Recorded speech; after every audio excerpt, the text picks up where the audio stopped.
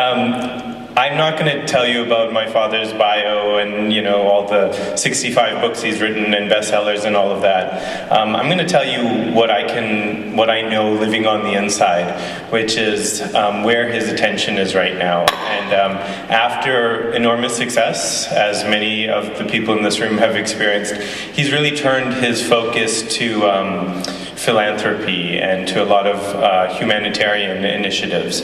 But he's done it in a very different way than just sort of identifying causes or endorsing causes or giving money to causes. He's brought a lot of the same energy that you feel walking around this room, which is creativity, imagination, entrepreneurship. So I know he's excited to talk to all of you and share some of that today.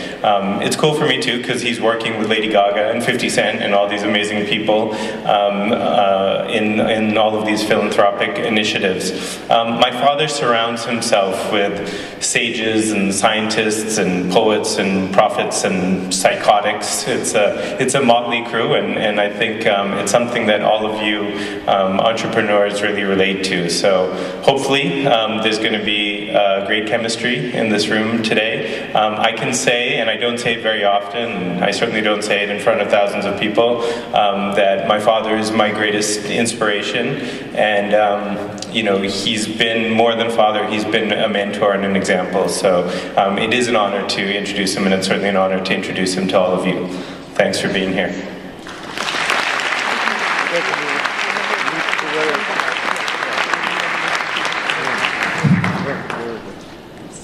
I couldn't hear what he said at the back, but I'm sure it was okay. Nice to be here with all of you, and it's a great privilege, a great honor to be speaking to all of you. I had a wonderful time last night at Ram and Indira's house and met some great people and enjoyed this morning's talk, Vishal. I have to say that this group is the smartest group I've come across in my life, having gone to all kinds of conferences. The brilliance that comes from a mind that has the cultural background of an ancient civilization, and at the same time is so comfortable with modern science is not comparable. There's no place in the world, no group in the world that can compete with the Indian mind, and I say it with great pride and joy.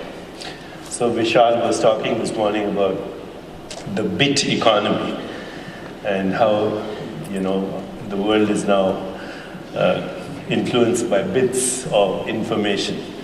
And he showed a very, well, his talk was spectacular, but there was one slide where he was talking about these three-dimensional objects that come out of the new computers, where you feed information and you get a three-dimensional material object. In this case, it was a flute, wasn't it? But I think the time is not far where you can feed information into computers and get a steak without killing a cow, or anything else that you want, because information is, in fact, considered the raw material of the universe. But I'd like to go a little further from the bit to the it. Okay, so it was John Wheeler, who was one of the pioneers in quantum physics, who first used the expression it from bit. So you take away the B and you're left with it. And what John Wheeler was talking about was actually a fact, and I'll try and quote him directly. He said, every quantum fluctuation, every field of force, every fabric of even the space-time continuum derives its meaning, derives its significance, derives its very existence to yes and no questions, and the apparatus elicited answers to those yes and no questions, to those binary codes. And this is a very important point that, you know, John Wheeler was also the man who coined the word black hole and wormhole and all the modern terminology of quantum physics. And yet, a lot of people have not fully grasped what John Wheeler was saying. He was echoing also what Heisenberg had said earlier, one of the pioneers of quantum physics, that nature, the cosmos, doesn't reveal itself to us as it is, but to the questions we ask. So all of scientific endeavor is actually a human endeavor that human beings ask in their consciousness through a human nervous system. And the one fundamental that we still haven't grasped in science, I'd like somebody to turn on the timer so I know what my experience of time is going to be in the next 40 minutes or so. Because that's not working right now. Okay, that's good. So the point that Heisenberg made was, I'll repeat, that nature, the cosmos, doesn't reveal itself to us as it is, but to the questions we ask. And that was John Wheeler's it from bit. The bit is information technology. But the it we want to derive from it, I hope, is not only knowledge, but wisdom. And we want to move from an information-based civilization, hopefully, to a knowledge-based and ultimately a wisdom-based planetary culture. Because right now, with all the brilliant minds that we have in this room and elsewhere, I think the focus is on the creation of wealth, and yet 50% of our world lives on less than $2 a day. 20% of our world lives on less than $1 a day. We have created a planet which is unsustainable. We have extreme economic disparities, social injustice, conflict, war, and that's a sign of a very sick planet. And so it took us about 14 billion years to get here, 13.8 billion years to get here. And we have the capacity to destroy it, totally. And so all this brilliance has to move from information to knowledge, and I hope wisdom, wisdom being that knowledge that nurtures the web of existence, that nurtures life, that helps us participate in the ecosystem of which we are a part. So before I go into what I want to talk about today, which is the future of well-being, I want to give you just a little glimpse of our current state of understanding of the universe and our participation in it. So here it is in a few seconds. The universe is about 13.8 billion years in age. It came out of a nothing. Nothing means absence of space-time, energy, information, and matter. So even time began with the Big Bang after what is called cosmic inflation. And today, through our scientific understanding of the universe, and as you know, science is based on theory, experimentation, observation, and then validation. And today's science, the most cutting-edge science is cosmology, with mathematics and physics, where mathematical theories are fed into what are called supercomputers, and then observations are made, and we can look back to the cosmic wave background radiation that began at the end of cosmic inflation. We can fast forward to see what is going to happen in the future. And so these methods of experiment, theory, and observation are validated by scientific peers. And from that, we know that about 70% to 75% of the universe is something called dark energy. And we have no idea what it is.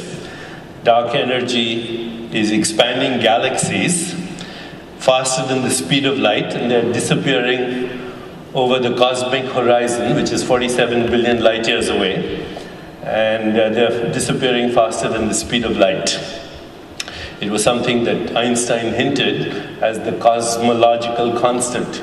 But it's not a constant because dark energy increases exponentially as galaxies expand. That's 75%, 70% of the universe. 20% of the universe, so now we come to 95% of the universe, is something called dark matter. And we have no idea what it is, except that it is the most important force in the world, in the universe, for gravity. It behaves like matter in terms of bending the curvature of space-time, but unlike regular matter or atomic matter, it neither absorbs light, nor reflects light, nor emits light. And if you have two pieces of dark matter colliding, they just go through each other. And were it not for this dark matter, you and I wouldn't be existing, because it's responsible for the majority of the gravitational force in the universe, and that includes the gravity that holds our bodies together. Well, that leaves 5% of the universe that remains, of which most of it is interstellar dust. And here is the slide. Can you see this? Can you show the slide, please? So there you are. Invisible atoms, about 4%, hydrogen and helium, about 0.5%, and other visible atoms, 0.01%. So all the galaxies, which could be about 500 billion galaxies, all the Milky Way galaxy, Andromeda, Virgo, the immediate neighborhood of 25 to 50 galaxies, which have billions of stars and trillions of planetary systems, that's about 0.01% of what's out there. And the rest of it is still a mystery. We have no idea what it is. And so when you hear this for the first time, you say, you know, what am I doing here? Is there any purpose or meaning to human existence? And are all our religious ideas and spiritual ideas just cultural mythology? Because if you know these scientific facts, then perhaps we are irrelevant. And planet Earth is a capricious anomaly in the sea of space, in a mindless void somewhere in the junkyard of infinity. And yet, what I want to share with you today is something much more important. The real fundamental fact of the universe is not that it exists. Even more fundamental to the fact that the universe exists is the fact that we are aware that it exists. That it is our consciousness that makes the universe manifest. And that consciousness is, you know, if you were to draw what would be called a cosmic dessert cake, you'd see a chocolate cake, 70% is dark matter, dark energy, 25% dark matter, visible hydrogen, helium. Intelligent life would be a little bunch of cinnamon you can see at the top of the whipped cream, and through that intelligent life, a human nervous system that can begin to comprehend all this. And this is a very remarkable fact, because this means that cosmic evolution took 14 billion years to create you and me, and we are actually an activity of the universe through which the universe is becoming aware of itself. And this is perhaps a new idea in modern cosmology, but it's not a new idea at all as far as the ancient wisdom tradition of Vedanta is concerned, or Kashmir Shaivism, which used these Mahavakyas to give us the same wisdom. Aham Brahmasmi, I am the universe. Because without you, the universe remains a radically ambiguous and ceaselessly flowing quantum soup. The fact that it has color and form and texture is because consciousness makes that manifest. Aham Brahmasmi, Tattvamasi. Beautiful words like Jagat Mithya, the world as a projection of consciousness, or sankalp, the power of intention in consciousness that makes the universe manifest. So here we are at a very important crossroads in our cosmological evolution. We have created capacities and technologies that, combined with very primitive tribal identities, could spell devastation for the planet. We have the capacity today, and it's only increasing, where you could have a handheld device like your BlackBerry or iPhone, and using the bits that you spoke about, you could interfere with air traffic signals, cause a nuclear plant to leak, interfere with a pacemaker, a respirator, cut off electricity from a city, poison the food chain. So a limited identity of consciousness combined with the power of modern technology is not a good combination. We risk our extinction and risk the extinction of all other species and life on planet Earth, which is a very rare phenomenon in the universe as far as we know it.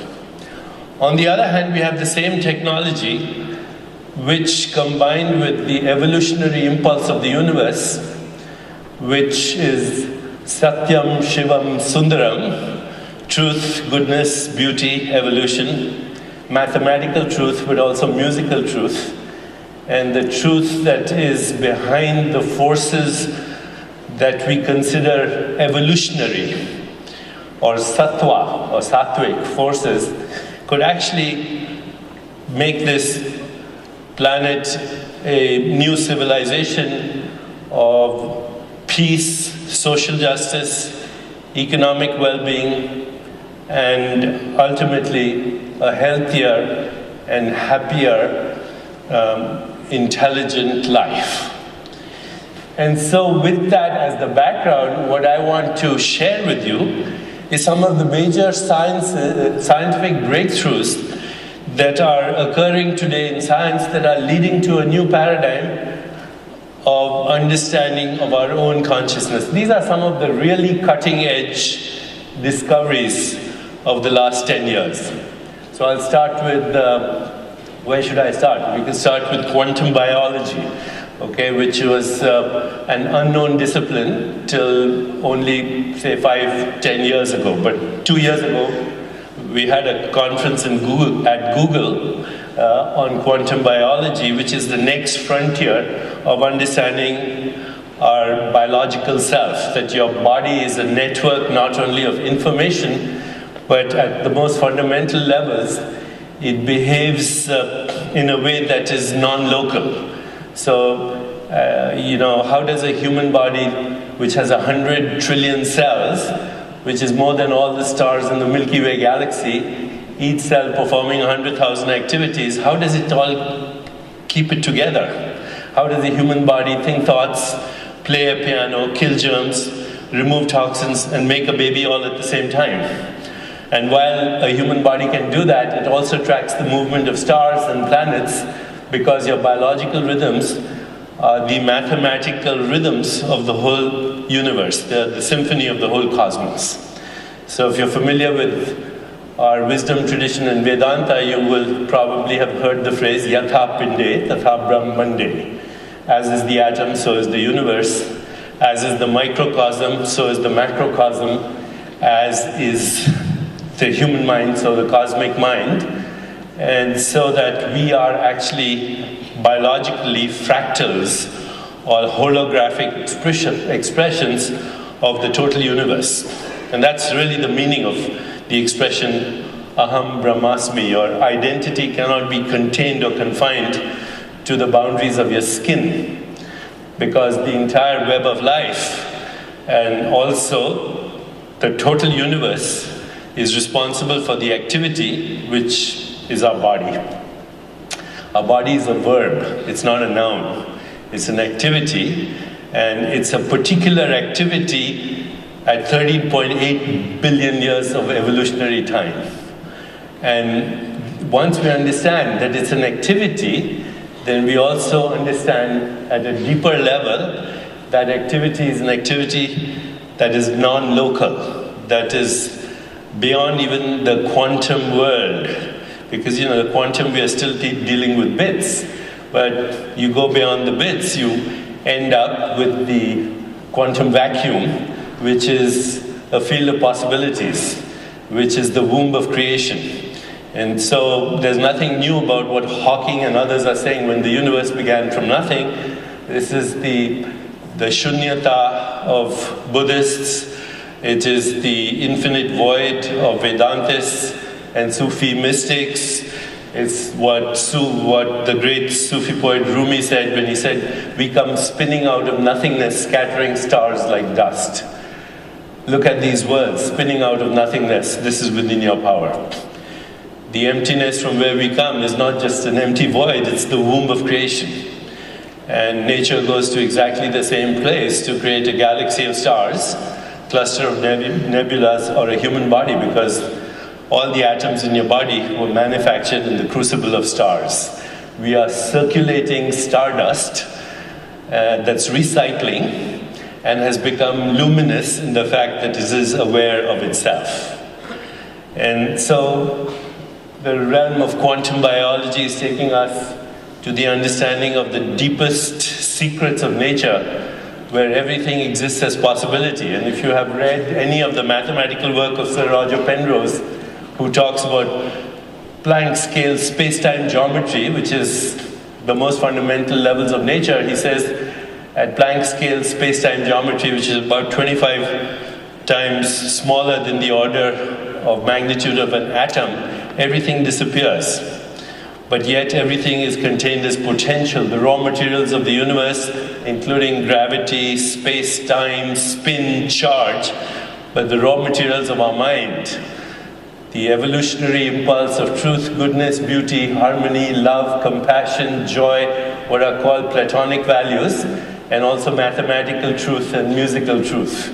Something that was known to the great rishis of India when they spoke of the most fundamental level known as Brahman.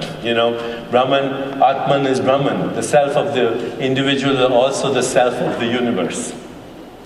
And that's the cutting edge science that is now beginning to look at the universe as non-local, outside of space-time, which is, by the way, such a fundamental idea in, again, ancient wisdom traditions, particularly India, that your consciousness transcends space-time, that your consciousness fills all of space-time, cannot be confined to your brain or your body, because it is the ground of being, and the ground of being of the individual is the ground of being of the whole universe, of all beings. And so this begins to resolve some of the problems that classical quantum mechanics, which has about 11 theories right now, has struggled with. The measurement problem, with wave-particle duality, observer effect, the realm of pure potentiality, the realm where we experience free will, creativity. But for me personally, as a physician, the two more exciting areas are genetic indeterminism and neuroplasticity. The fact that you, through your habits of thinking and feeling and relating and behaving, can actually change the structure of your brain and the form of your brain, and also influence the on-off mechanisms in your genes. Only 5% of our genetic structure is deterministic. If somebody is born with Down syndrome or has a genetic defect like cardiomyopathy or a specific gene for Alzheimer's, that's about 5% of the population. 95% of your genes are influenced through consciousness. So this emerging paradigm is shifting our attention from the world of matter to the world of consciousness. And this is the thesis of the emerging paradigm, that consciousness, which is the ground of our existence, differentiates simultaneously into all these things that we call reality, from nature's forces to our own behaviors, to environmental situations, to our thinking, to our knowing, to our moods, to our emotions, to our perception, to our personal relationships and social interactions, they all differentiate from the ground of our existence, which is consciousness. And so this emerging paradigm is getting rid of what is called reductionism in science. This morning when Vishal was speaking, he was talking about systems. So nobody is talking about direct cause-effect relationships in science these days. We're talking about systems. We have to go even beyond systems to see that actually the systems themselves are part of a non-local field of creativity, intentionality, or consciousness. So again, to quote the rishis of India, know that one thing, by knowing which everything else is known. Reductionism is slowly falling apart in science because it doesn't work. All reductionism in medicine is based on direct cause-effect relationships, and as soon as we tackle one problem, there are others. So you get rid of a particular infection and you find all these other things that start to crop up. We still haven't gotten rid of things like malaria and tuberculosis and smallpox in many parts of the world, but we have modern epidemics of cardiovascular disease and cancer and addictive behavior, which is really the cause of many other illnesses. And so the emerging paradigm is saying, how can we look at the future of well-being in a way that is more holistic, more integrated? So this is a slide I drew for a talk I gave recently to the American Heart Association, because cardiologists focus only on the heart, and yet when you look at the heart-brain connection, you recognize that everything from emotions to sensations to feelings to perceptions influence cardiac activity, brain activity, neurotransmitters, which everyone's familiar with these days, opiates, serotonin, vasopressin, oxytocin, which happen to be neurotransmitters but also modulate the activity of the immune system. And there is no way of understanding human biology unless we look at it in a very integrated manner, and that you cannot isolate parts. Parts are fictions of imagination. Even molecules are fictions of imagination, because a molecule is not a structure, it's an activity. Just like a bit is an activity. It's an activity, it's a verb. And the universe is a verb, the body is a verb, it's an activity. In consciousness, there are no nouns. Nouns are fictions, and they are conventions of language, but they're not descriptions of reality. And that was the great insight that the Buddha had when, there's the famous lecture of the Buddha where he never spoke a word. He just came out in the deer park at Banaras and stood with his disciples and held a rose in his hand. And at one point, Ananda smiled and the lecture was over. Nobody else spoke a word. And so all the disciples went to Ananda and said, "What did you see? We saw a flower." And Ananda said, "Yes, I saw a flower, but I also saw rainbows and sunshine and earth and water and wind and air and the infinite void and the whole history of the universe that had stopped for a moment of perception pretending to be a flower." Now that is what we would call cosmic vision. Enlightened vision, to see that every event in the total universe is a conspiracy of the total universe. And that whole conspiracy is occurring in consciousness. And now that we have the technology to track our thoughts, today you can take a carbon atom, you can radio label it, you can put it in a sugar molecule, and you can watch what's happening in the brain. And you can see that when you are in love, there are certain parts of the brain that light up. And this could be romantic love, or love for your children, or love for the world, or love for that abstraction, the mystery that we call God, that your brain lights up in ways that integrate the whole body into its healing, self-repairing mode. So that Rabindranath Tagore's famous phrase, "Love is not a mere emotion, love is not a mere sentiment, it's the ultimate truth at the heart of creation." It's that force that binds all the other forces together.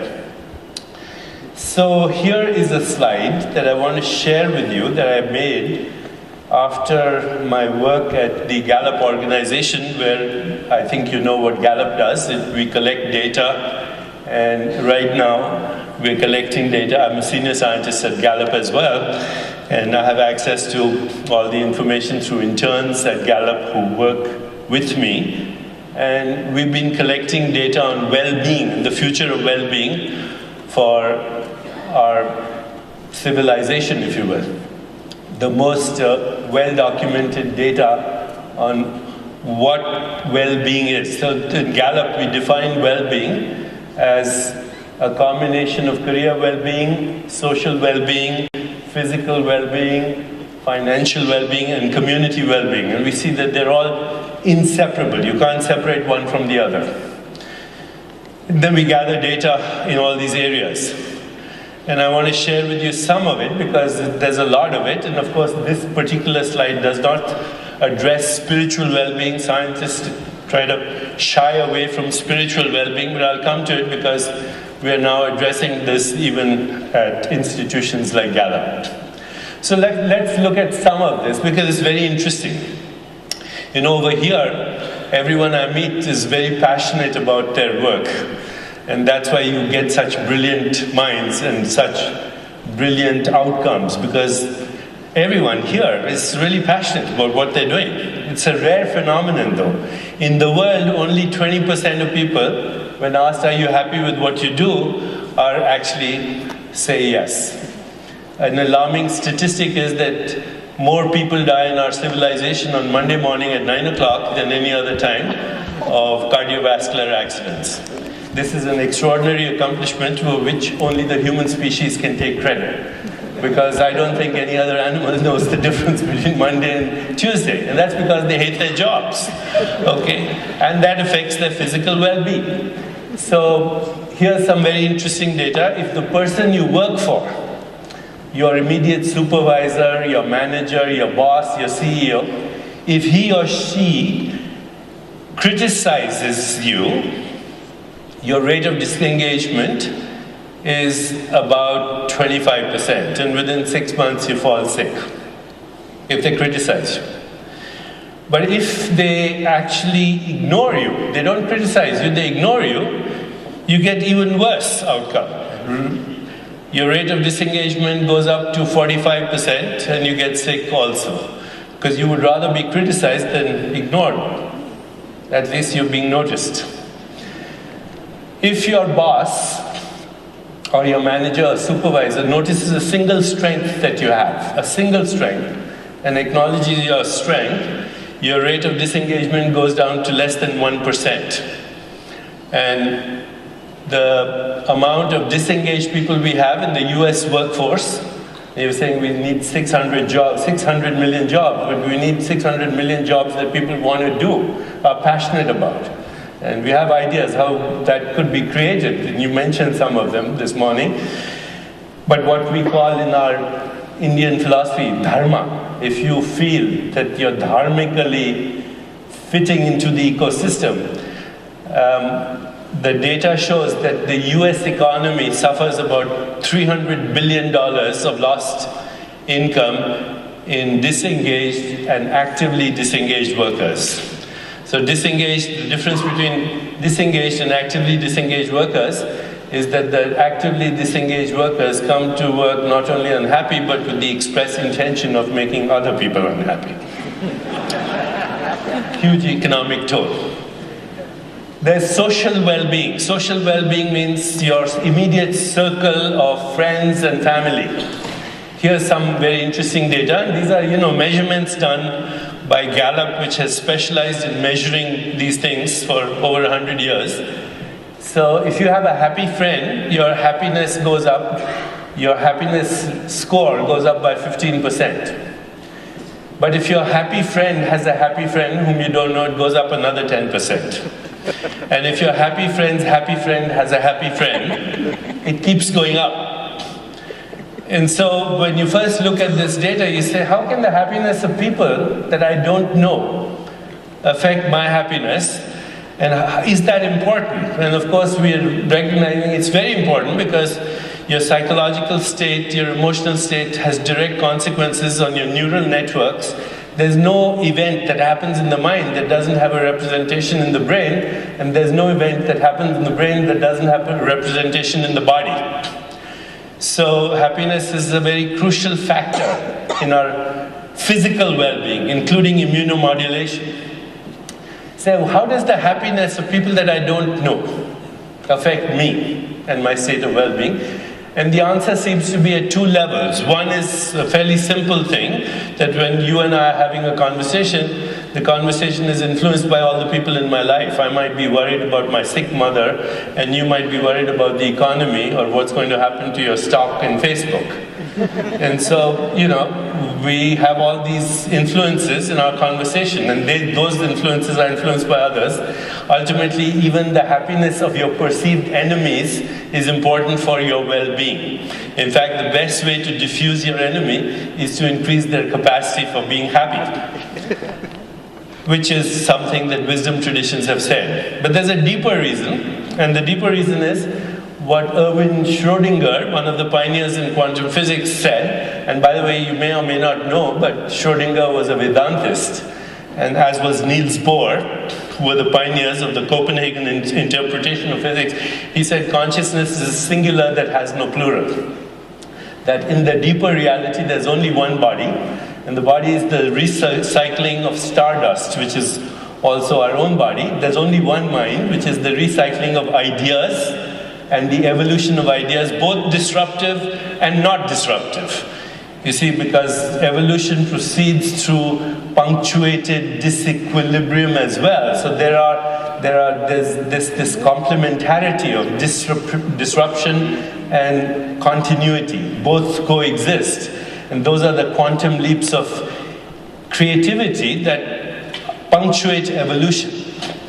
And so, if consciousness is a singular that has no plural, then we are all byproducts of the one mind. As Rumi says, you're not just a drop in the ocean, you're also the ocean in the drop. And it's a shift in perspective, really, that creates that idea that I am also the web of relationships that we call life. And this has huge implications from everything from obesity to type 2 diabetes to all the modern epidemics of mankind, of humanity, that they are affected by our social well-being. And that social well-being now is expanding through social networks, because if you think of social networks, whatever the networks are, Twitter, Facebook, LinkedIn, what are these social networks? They are extensions of the human mind. So we are actually, through technology now, laying the neural networks for a planetary mind, unbeknownst to us, that is changing our identity with what is happening in Syria, Tunisia, Egypt, Occupy Wall Street, the Anna Hazare movement in India. This is an upwelling from the collective mind that is laying the neural networks of a new extended mind, which ultimately belongs to one mind. We're not only the same body in the deeper, beyond our perceptual differences, ethnic, racial, and national, our deeper identity is the recycling of the same body, stardust, and the recycling of the mind that evolves through continuity and disruption at the same time, or what we can call quantum leaps of imagination and intention. A new vision of evolution is creeping in. Physical well-being, going back to very simple facts like how much sleep do you get? Is your food rich in what are called phytochemicals, or energy derived from the sun, because our body is made up of, as I said, it was manufactured in the crucible of stars, in blazing centers of radioactivity. And those are contained, our Ayurveda would say, in the colors and the tastes of food. So if you have the 6 tastes, rasa, that makes up our body, and you have the 7 colors of the rainbow, then that's the phytochemicals that make your body. So there's a lot of truth to the wisdom tradition of Ayurveda, which instead of measuring data was looking at the quality of experience of life, whether it was taste, or sound, or touch, or smell. So all of the healing science of Ayurveda is based on what are called qualitative experiences of the world that we experience through the five senses that begin to self-regulate our own bodies, the homeostatic mechanisms. And that includes physical exercise, yoga, pranayama, techniques for mind-body integration, and today through neuroplasticity and genetic modulation, the new frontier that is being called bioregulation. So as we move into the future, we'll be using information technologies instead of molecules, because we'll be looking at the body as a network of information, energy, and ultimately consciousness. Financial well-being, whilst over here, every day there's a new IPO, the world still is suffering an immense economic breakdown because of an old paradigm in economy which was basically convince people to spend money that they haven't earned, to buy things that they don't need, to impress people that they don't like. And so of the $2.2 trillion that circulates in the world's markets every day, less than 2% actually provides meaningful goods or services. And the future of our economic well-being has to improve the quality of life on our planet through the technologies that we have. And finally, community well-being, so beautifully summarized again in our Indian Vedic culture and tradition, seva, satsang, and simran. Simran is to remember your true identity as a cosmic being. Seva is doing things for the ecosystem without any selfish purpose. And satsang is the gathering together of people with a common aim. This is a satsang that we have here, a beautiful satsang at Thai. So when we combine those activities, we are looking at true well-being. And this is the future of well-being. It does not address, as I said, spiritual well-being. We were talking at this earlier at lunch. I was talking with my friends about a meeting we had with His Holiness the Dalai Lama at a group of social scientists. And he was bemoaning the fact that we all are so fascinated by the harmful effects of stress. He said, why don't you study joy? Why don't you study the biological effects of compassion, of love, of equanimity, what in Buddhist traditions are called divine attitudes, truth, goodness, beauty, harmony, evolution. And so, that shift did come about, and people came back 5 years later. We met again with His Holiness Dalai Lama, and actually the social scientists presented what they call the happiness formula, which I don't have time to go into, but there are certain things that determine people's happiness. The set point in the brain, conditions of living, the choices we make every day. And so there's a lot of good research on what makes people happy and how it relates to success in business, how it relates to good relationships, how it relates to intuition, imagination, and creativity.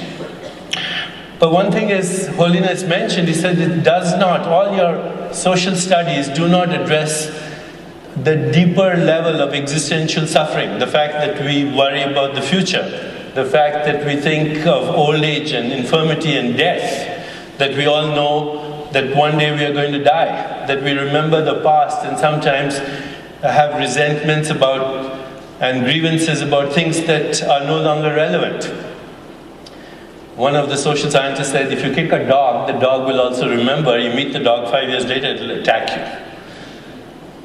you. It has memory, but unlike a human being, it won't plan for 5 years how to get even.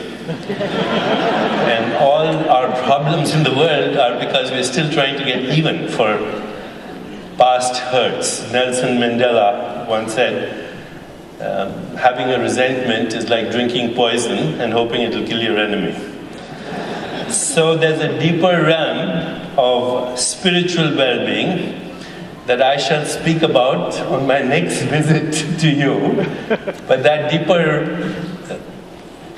realm of spiritual well-being is dependent on looking at our own shadow energies by understanding states of consciousness, so beautifully described in the tradition of Vedanta God consciousness, cosmic consciousness, unity consciousness, understanding the multidimensional nature of consciousness as it projects into different dimensions of space and time, understanding the meaning of death and the true meaning of yoga through being, which is called Raj Yoga, self-reflection, asking fundamental questions like who am I, what do I want, and who's asking those questions.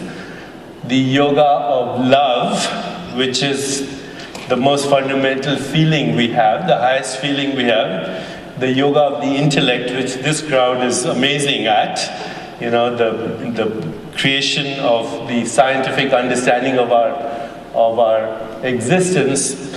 And finally, the yoga of action, which is karma yoga, which is performing or making those choices that become the evolutionary impulse of the universe, and the deeper understanding of time and how we actually can conquer the experience of mortality by getting in touch with that part of ourselves which is timeless.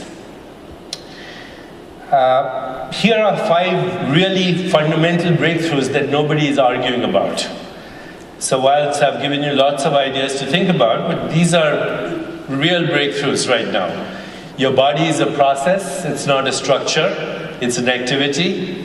Your body is an energy and information field. The future belongs to understanding the body as information and using new treatments that are based on information.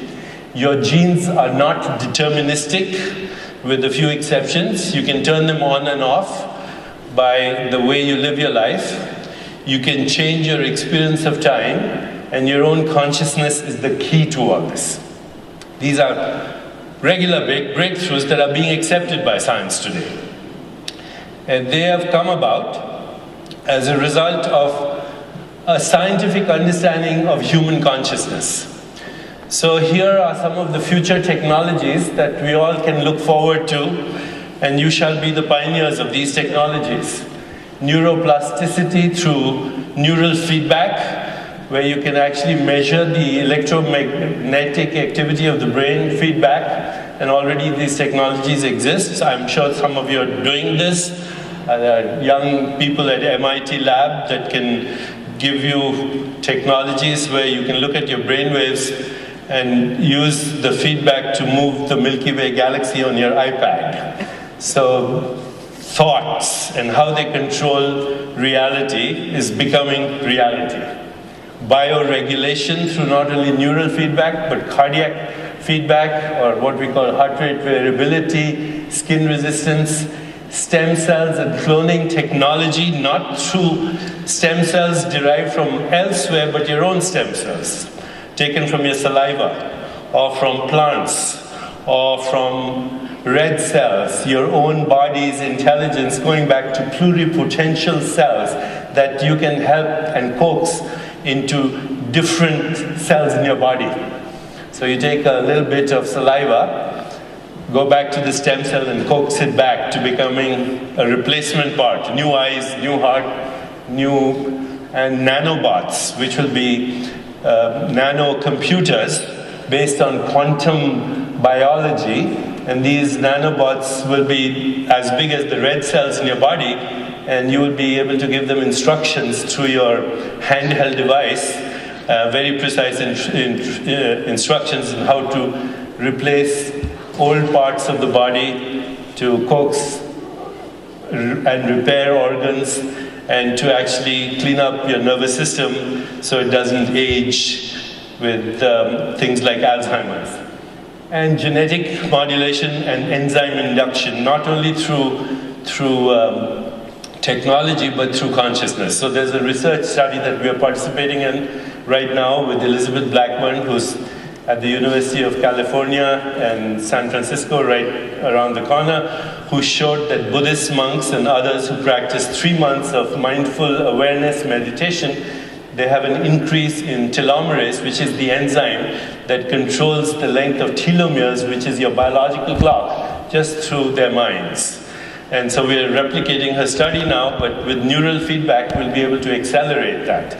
So basically reset your biological clock for aging so that you will be able to actually have more control over your biology. And then the whole frontier of personalized medicine, where hopefully you'll have a little device like the one I'm wearing, this little bracelet. I wanted to show you, I've shown this to many people in the last 2 days, but here's a little bracelet which has a USB, and this is monitoring everything that's happening right now in terms of my energy expenditure, calories, the amount of exercise I do, but also soon brainwaves and heart rate variability. So you will literally have an extension of yourself. So this morning I was mentioning at breakfast to someone that we need a Me Plus, and he said, why don't you call it Mera Plus?